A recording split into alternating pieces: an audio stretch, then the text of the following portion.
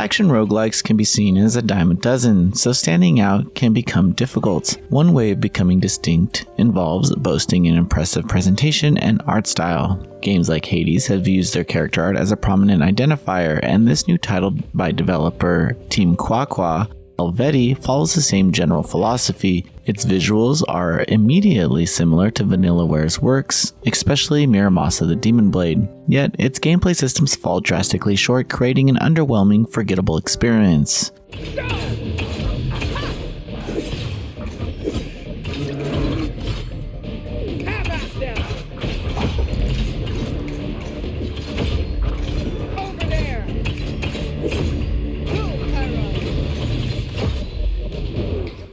The opening moments of the adventure detail how the region of Gual fell under control of the titular Helvetii during 100 BC. A war chief by the name of Divico eliminated a Roman legend via mysterious boon from times past, but this usage spawned a rot that spread throughout the land. Because of this event, Divico's mind and heart become corrupted, and monsters and cultists cause immense chaos throughout the land. In an ambitious effort to undo this rot, he teams up with the druid Namios and half-beast Renart. I'll be frank and transparent here. I had to rewatch the opening cinematic and read through the Steam page to recall even the generalities of this narrative, because the way it's depicted in game is not gripping or lasting.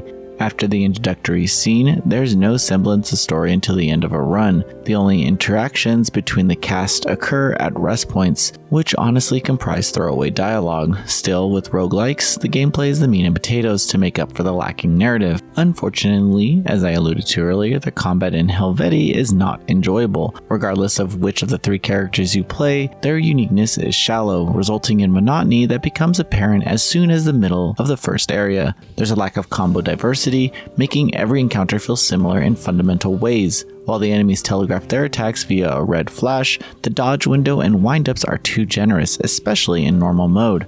I'll emphasize that I appreciate the transparent telegraph, since other mediocre action games fail to illustrate incoming attacks adequately. Still, it means little in Helvetii's case because the cast doesn't boast combo freedom. This issue is found in how undemanding it is to interrupt and combo enemies, resulting in beatdowns and creating one-dimensional encounters.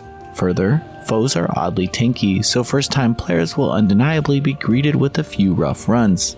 On the other hand, bosses are weirdly frail, as even the final boss can go down shockingly fast with a moderately adept setup.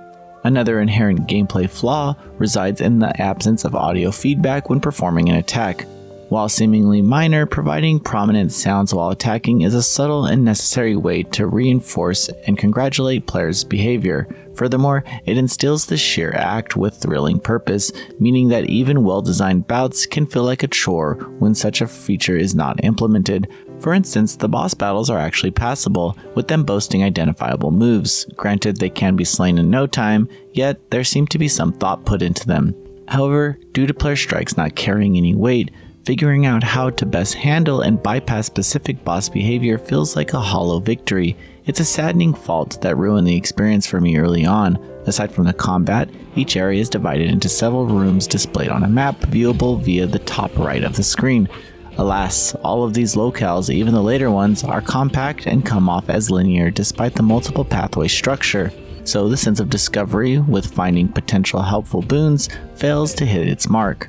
Moreover, there's a handy shop players can use, requiring currency earned from destroying a few supplemental parts of the environment and winning battles. The items players can obtain here are self-explanatory, ranging from hills to raw stat gains. This simple but notable reward loop is one of the few genuinely worthwhile parts of each run, which should be embraced whenever possible. Another positive worth mentioning is a standard roguelike system of currency used between area traversal to gain more permanent buffs, establishing a scale of what to strive for. Regarding the visuals, the aforementioned striking similarities to Vanillaware's Muramasa the Demon Blade are almost humorously apparent, to an extent where even the facet of the game's identity is muddled. Yet, for those unfamiliar with that title, the presentation here will likely be one of the most uniquely compelling aspects. Helvetii is an unfulfilling action roguelike that contains a few conceptually strong ideas, not strongly delivered on any front. The non-existence of effective feedback during combat heavily mires the gameplay and incentive to keep going. Additionally, the questionable difficulty, regardless of the chosen mode, creates a detached relationship between the game and the player, ultimately resulting in an unmemorable venture of the genre. While Helvetii functions without issue, there are countless other examples of worthwhile action roguelikes to sink your teeth into, other than this one. NoisyPixel is giving Helvetii a 5 out of 10. Thanks for watching. Please read the full review at noisypixel.net. NoisyPixel is run by a group of gamers who work hard to deliver news, reviews, previews, and more. Please subscribe to keep up with all our future content.